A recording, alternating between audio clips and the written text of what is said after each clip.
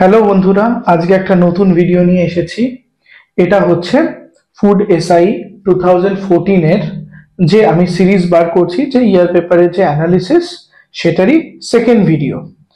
তো বেশি সময় নষ্ট না করে আজকে অ্যাভারেজ রিলেটেড যত কোয়েশ্চেন আছে সেগুলো নিয়ে আজকে এই ভিডিওটা। তাহলে সময় নষ্ট না করে লেটস স্টার্ট।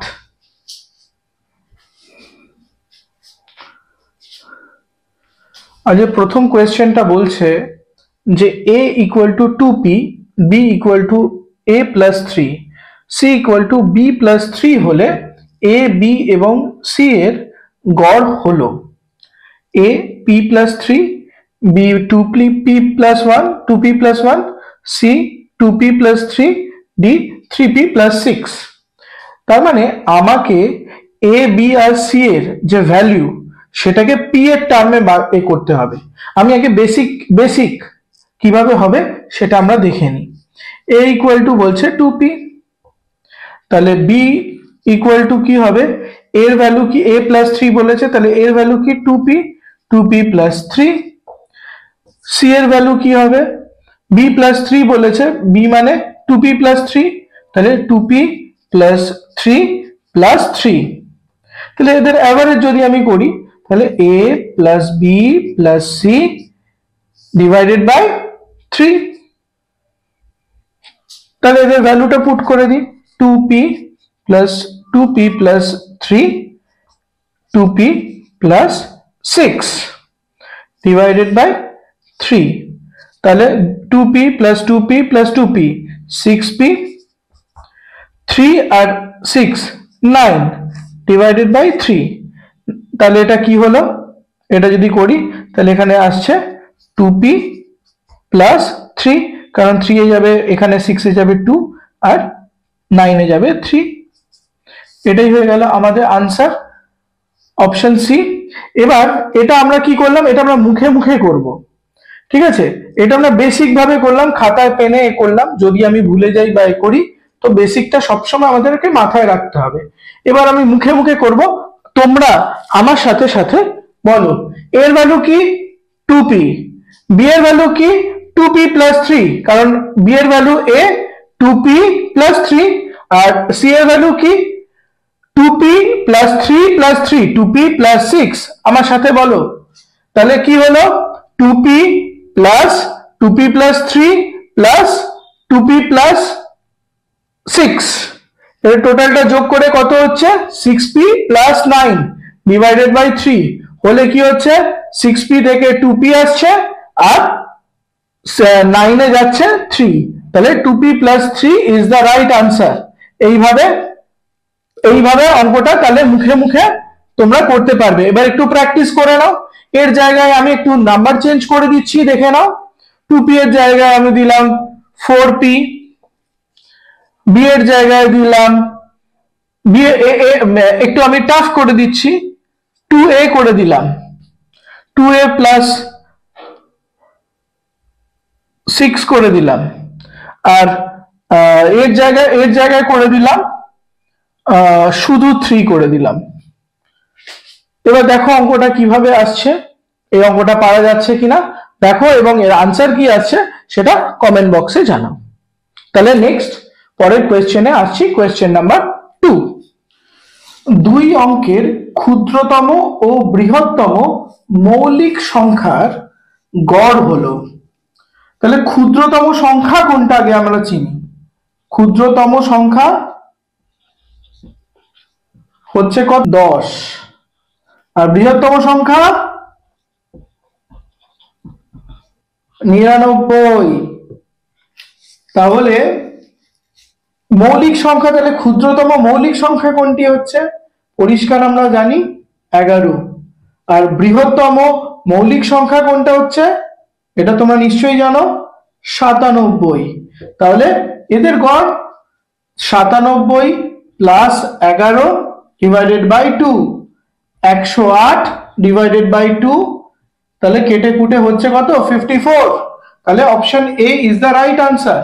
তাহলে এটা আমরা মুখে মুখেই করতে পারি, এটা আমরা জাস্ট দেখিয়ে দিলাম। এটা সবার জন্য যারা একদম ভুলে গেছো যে ক্ষুদ্রতম সংখ্যা বৃহত্তম সংখ্যা বিভিন্ন রকমের চাপে তাদের জন্য এই বেসিক এটা। তো এবার মুখে মুখে করি, তাহলে ক্ষুদ্রতম হচ্ছে 11 আর ওটা হচ্ছে 97, 97 প্লাস 11 108, 108 ডিভাইডেড বাই 2 54। 1 সেকেন্ডের মধ্যেই এর উত্তর বেরিয়ে যাবে।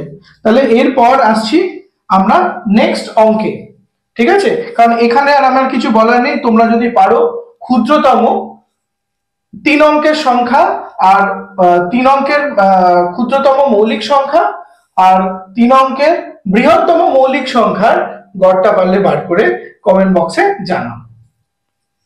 3 নম্বর কোয়েশ্চেনটা দেখে নি। 3টি সংখ্যার গড় 21, এই 3টি সংখ্যার সঙ্গে চতুর্থ সংখ্যা যোগ করলে গড় হয় 18। চতুর্থ সংখ্যাটি কত? এটা বেসিক ভাবে আমরা আগে শিখে নিই, তারপর শর্ট মেথড বলো বা মুখে মুখে কিভাবে করতে হয় আমি দেখিয়ে দিচ্ছি। আগে কি আছে, 3টি সংখ্যার গড় যদি 21 হয়, 3টি সংখ্যার সমষ্টি কত হবে? 21 ইন্টু 3, তাহলে 3 21 63। আর চতুর্থ সংখ্যাটা যোগ হচ্ছে, যেটা হচ্ছে x। চতুর্থ সংখ্যাটা হলো, আমি ধরে নিলাম x, আর সেটা যখন গড় হচ্ছে সেটা হয়ে যাচ্ছে 18। গড় হতে গেলে কি হবে? 4 দিয়ে ভাগ করতে হবে 18। তাহলে ইকুয়াল টু কি হচ্ছে? 18 4 দিয়ে ভাগ করলে। তাহলে এখান থেকে আমি x এর ভ্যালুটা ইজিলি পেয়ে যাচ্ছি। x এর ভ্যালু হচ্ছে কত? 4 18 72 মাইনাস 63, তাহলে 9। তাহলে চতুর্থ সংখ্যাটা হয়ে যাচ্ছে 9। এটা তো আমরা বেসিক ভাবে করলাম। এবার মুখে মুখে এবার কিভাবে করব সেটা আমরা দেখে নিই।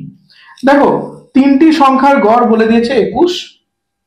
এবার চতুর্থ সংখ্যাটা ঢোকার পর, জয়েন করার পর গড় কমেছে না বেড়েছে? দেখো, গড় কমেছে।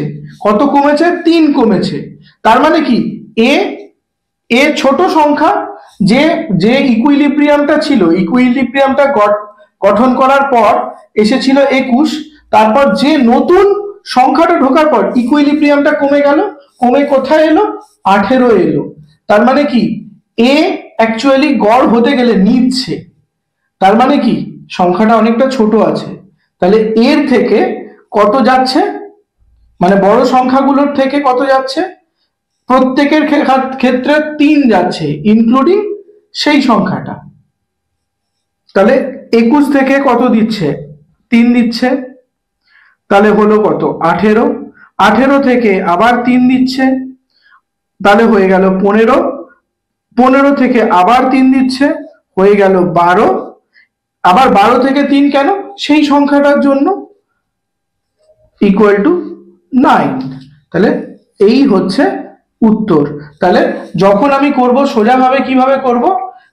যখন কমে যাচ্ছে, যত কমছে সেটা গুণিতক 4 করে দেবো, কারণ যেহেতু 4টে সংখ্যার গড় হচ্ছে। তাহলে এইভাবে হবে 21 মাইনাস 4 ইন্টু 3, তাহলে নাম্বারটা পেয়ে যাচ্ছি। 9 ইজ দ্য রাইট আনসার। ঠিক আছে, এর পরের কোয়েশ্চেনটা চলে আসছি। অবশ্যই তোমরা কমেন্ট করে জানাবে যদি কোনো বুঝতে অসুবিধা হয় বা এই ট্রিকটা কেমন লাগলো। নেক্সট কোয়েশ্চেনে আমি চলে আসছি। Question number 4। 11টি সংখ্যার গড় 6, প্রতিটি সংখ্যা 7 দিয়ে গুণ করলে যে নব্য রাশিমালা পাওয়া যায় তার গড় হলো A 66, B 77, C 36, D 42। আমরা বেসিক ভাবে দেখে নিই। 11টা সংখ্যার গড় যদি 6 হয়, 11টা সংখ্যার সমষ্টি কত হবে? 11 ইন্টু 6, 66। তাহলে এইটা হচ্ছে টোটাল যে 11টা সংখ্যা, তারা যোগফল হয়ে 66 হয়েছে। এবার প্রত্যেকটা সংখ্যাকে যদি 7 দিয়ে গুণ করি, প্রত্যেকটা সংখ্যা দিয়ে 7 দিয়ে গুণ করা আর তার সমষ্টিকে 7 দিয়ে গুণ করা একই ব্যাপার। তাহলে নাম্বারটা আসছে এইরকম। তাহলে এই সংখ্যাটা যে এটা হলো একটা নতুন রাশিমালা পাওয়া যাচ্ছে। এবার এর গড় কত হবে? তাহলে সংখ্যা তো 11ই থাকছে, তাহলে 11 দিয়ে ভাগ করব, করলে কি হলো? 6 11 66, আর এখানে 6 7 42, তাহলে নতুন যে রাশিমালা পাওয়া যাচ্ছে তার গড় হচ্ছে 42। এইটা D is the right answer. এটা আমি বেসিক ভাবে করলাম, খুব সহজ ভাবে করব। যাই থাকুক 7 দিয়ে গুণ করলে আলটিমেটলি 7 মানে 7 গুণই তো বাড়ছে। প্রত্যেকটা ক্ষেত্রে যদি 7 গুণ বাড়ে তাহলে আমি 6 ইন্টু 7 হবে, তাই না? এর যদি গড় 6 হয় আর সেখানে যে সমষ্টিগুলোকে 7 দিয়ে গুণ করলে তাহলে এর এর যে গড়, নতুন যে গড়টা হবে 6 ইন্টু 7 হবে। এটাই হচ্ছে সহজ ব্যাপার। 42 is the right answer. 6 into 7, আমি একদম 6 ইন্টু 7ই করব। ক্লিয়ার? এইটা হচ্ছে শর্ট মেথড। আমরা লংটা বুঝে গেলে কি হবে, শর্ট মেথডটা এমনি বুঝে নিতে পারবো। ঠিক আছে? তাহলে তোমরা গড়ের জায়গায় করে দাও এটা 15 করে দাও, আর প্রতিটি সংখ্যাকে তুমি 8 দিয়ে গুণ করো। এবার দেখো এর উত্তর কি আসছে সেটা কমেন্ট বক্সে অবশ্যই জানাও। ঠিক আছে? তাহলে আমাদের এইখানে গড়ে এই কোয়েশ্চেন পেপারে 4টেই কোয়েশ্চেন ছিল। তো আমার মোটামুটি আমি 4টে কোয়েশ্চেনই ডিসকাস করলাম। আশা করছি তোমরা বুঝতে পেরেছো। এরপর আমি নতুন আরেকটা ভিডিওতে আসছি। ততক্ষণ তোমরা ভালো থেকো। শুভরাত্রি।